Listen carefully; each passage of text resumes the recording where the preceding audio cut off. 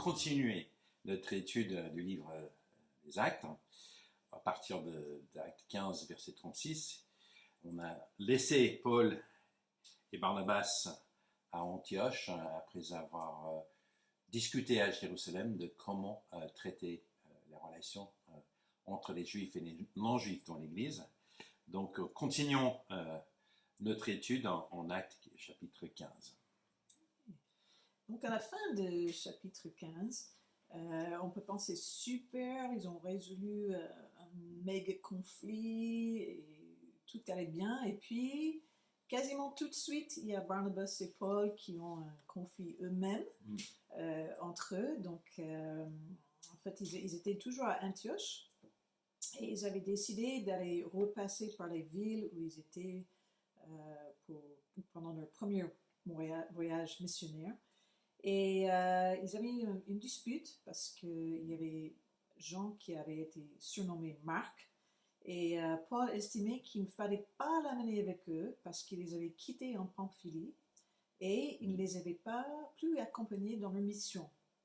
Donc pour Paul, Marc c'était quelqu'un pas complètement fiable, et pour Barnabas, en fait Jean-Marc était le cousin de Barnabas, et Barnabas, on se souvient, c'était le fils de l'encouragement, donc il croyait que Jean-Marc pouvait le faire, et Paul, ils n'étaient pas d'accord. Donc c'est intéressant parce que le mot qu'ils utilisent pour leur dispute, c'est le paroxysmos. Vraiment, c'était fort, quoi. Il y avait de l'irritation, ils étaient exaspérés.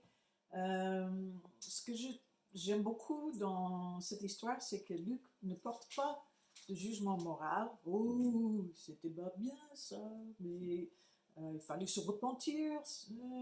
Mais il fait le constat, quoi. Ils étaient quand même des êtres humains. Et la solution qu'ils ont trouvée en ce moment-là, c'était de se séparer. Et Paul a pris Sylvain et Barnabas a pris Jean-Marc. Et ils sont allés dans deux sens différents. Donc, je pense que parfois, parfois, il y a des disputes, des désaccords qui mettent du temps à résoudre. Et la bonne chose du reste du Nouveau Testament, c'est qu'on sait qu'il y avait une réconciliation plus tard entre Jean-Marc et Paul. Il est mentionné en Colossiens 4, versets 10 à 11, en 2 Timothée 4, verset 11, en Philémon 1, verset 24. Et Paul dit qu'il était un réconfort pour lui. Comme quoi ça a changé, et peut-être grâce à ce fait que Barnabas croyait en lui. Qui sait? Il y a aussi Pierre qui le mentionne en 1 Pierre 5, verset 13, une relation un peu paternelle avec Marc. Et Marc est traditionnellement considéré l'auteur de l'évangile de Marc. Donc, comme quoi, on peut avoir des moments de faiblesse dans la vie, mais ça ne doit pas déterminer, ça ne doit pas dire que c'est comme ça pour toujours, quoi. On peut toujours grandir, changer, avancer en Christ. Donc, conflit pour commencer. Et en verset 41, on lit qui traversa la Syrie et la Cilicie en fortifiant les églises. Et ensuite, en Acte 16, en versets 1 à 12, qu'on va écouter ensemble, Luc qui raconte leur voyage. Et je vous encourager à bien regarder la carte pour bien comprendre la géographie de ce début de ce voyage missionnaire. Donc si vous êtes en train d'écouter seulement, ce serait bien de regarder la vidéo. Les Actes des Apôtres, chapitre 16. Il se rendit ensuite à Derbe et à Lystre. Et voici, il y avait là un disciple nommé Timothée, fils d'une femme juive fidèle et d'un père grec. Les frères de Lystre et d'Icône rendaient de lui un bon témoignage. Paul voulut l'emmener avec lui et, l'ayant pris, il le circoncit à cause des Juifs qui étaient dans ces lieux-là, car tous savaient que son père était grec. En passant par les villes, il recommandait aux frères d'observer les décisions des apôtres et des anciens de Jérusalem. Les églises se fortifiaient dans la foi et augmentaient en nombre de jour en jour. Ayant été empêchés par le Saint-Esprit d'annoncer la parole dans l'Asie, ils traversèrent la Phrygie et le pays de Galatie. Arrivés près de la Mysie, ils se disposaient à entrer en Bithynie, mais l'Esprit de Jésus ne le leur permit pas. Ils franchirent alors la Mysie et descendirent à Troas. Pendant la nuit, Paul eut une vision. Un Macédonien lui apparut et lui fit cette prière. « Passe en Macédoine et secours-nous. » Après cette vision de Paul, nous cherchâmes aussitôt à nous rendre en Macédoine, concluant que le Seigneur nous appelait à y annoncer la bonne nouvelle. Étant partis de Troas, nous fîmes voile directement vers la Samothrace, et le lendemain, nous débarquâmes à Néapolis. De là, nous allâmes à Philippe, qui est la première ville d'un district de Macédoine et une colonie. Nous passâmes quelques jours dans cette ville. Donc, suite à ce voyage, je trouve qu'il y a 2 points assez intéressants à soulever. Peut-être le premier, c'est Timothée a été circoncis malgré la liberté de ne pas le faire qu'on a compris en Luc, en Actes, chapitre 15, où ils ont dit non, c'est pas nécessaire d'être circoncis pour être chrétien. Luc utilise le fait que son père soit grec pour expliquer ce choix, mais on n'a pas plus de détails, mais vraisemblablement, pour ne pas être un pierre d'achoppement pour les Juifs, Timothée a décidé de ne pas utiliser sa liberté, mais de se conformer à la tradition juive, parce que sa mère, en fait, était aussi juive. Alors, deuxième point intéressant, on lit que l'Esprit leur a empêché d'aller en Asie. Alors, on peut se poser des questions. Pourquoi a-t-il fait ça? Et comment a-t-il fait? Et la réponse, c'est nous ne savons pas. Nous ne savons pas. On peut constater sur la carte que les 7 églises citées en Apocalypse ont été visitées plus tard, ces églises en Asie, qui sont devenues célèbres. Donc, du coup, les voyages missionnaires sont passés quand même par là. Alors, peut-être l'Esprit voulait les pousser davantage vers les Grecs et les Romains. On ne sait pas. Mais nous voici à Philippe, en terre romaine. Et on commence dans le passage en Acte 16, versets 10 à 17. On a le premier passage où il y a ce qu'on appelle les passages avec le nous. Et qu'il paraît que Luc était avec Paul pour une partie de ses voyages. Donc, Acte 16, 10 à 17, et puis encore en Acte 20, 5 à 15, 21, verset 1 à 18, et puis de chapitre 27, verset 1 jusqu'au 28, verset 16. Donc, on voit les passages avec le nous pour indiquer la présence fort probablement de Luc avec Paul. Et donc, pourquoi Philippe? Alors, Philippe était une colonie romaine très importante. Il était peut-être plus connu parce qu'il y a Octave et Antoine qui ont vaincu Brutus et Cassius après l'assassinat de Jules César. Et puis, Octave a envoyé les soldats romains retraités pour s'installer à Philippe. Et dans un sens, c'était vraiment le premier contact avec une ville très romaine. Et donc, ça, je pense dans ce récit, Luc est en train de montrer que le christianisme peut exister au sein de l'Empire romain. Et il concentre dans ce chapitre sur la conversion d'une femme et d'un homme. Et je pense que ça, c'est encourageant, je pense surtout pour nous les femmes, parce que ça montre qu'il y a une certaine égalité quand même dans le plan de Dieu entre les hommes et les femmes. Et donc, vous pouvez lire l'histoire de la conversion de Lydie. Je ne vais pas le faire dans la vidéo, mais Lydie était déjà croyant. Elle faisait partie d'une sorte de groupe de prière. Et Paul et Sylvain sont sortis de la ville pour trouver ce petit groupe. On pense que peut-être il n'y avait pas de synagogue parce qu'il y avait moins de 10 hommes. Comme je dis, Philippe était une ville romaine et donc il n'y avait pas une grande présence juive à l'époque à Philippe. Et il y avait pas mal de sentiments aussi antisémites parmi les Romains. Et donc c'est probablement pour ça que ce groupe était en dehors de la ville.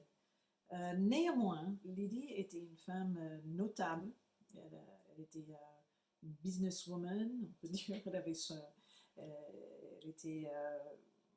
était marchande de précieuses étoffes rouges et elle a été convertie. Et donc c'est très encourageant de voir cette conversion, surtout pour nous les femmes. Et après, Lydie était très généreuse, très hospitalière. Et c'était là aussi, Luc associe souvent générosité avec la conversion, avec une réponse à Dieu. Et donc, elle a invité Paul et Sylvain chez elle. Donc ça c'était vraiment Je vous encourage de lire l'histoire de nouveau ou de lire pour la première fois parce que je trouve très touchant. Et Lydie, puis juste même de savoir qu'elle est appelée par son prénom. C'est pas son nom de famille. Plus tard, on va voir le geôlier. On n'a pas son prénom. Mais Lydie, on a son prénom. Et puis même le chapitre termine avec Paul et Sylvain en train d'aller à la maison de Lydie pour encourager les disciples avant de partir vers Thessalonique. Et suite à sa conversion, on a des choses un peu étranges qui arrivent. En Actes 16, à partir de verset 16, on lit alors que nous nous rendions au lieu de prière, une jeune esclave qui avait un esprit de divination est venue à notre rencontre. Par ses prédictions, elle procure un grand profit à ses maîtres. Elle s'est mise à nous suivre, Paul et nous, en criant « Ces hommes sont des serviteurs de Dieu très haut et nous annoncent le chemin du salut. » Elle a fait cela pendant plusieurs jours. Paul, agacé, s'est retourné et dit à l'esprit « Je t'ordonne, au nom de Jésus-Christ, de sortir d'elle. » Elle est sortie au moment même.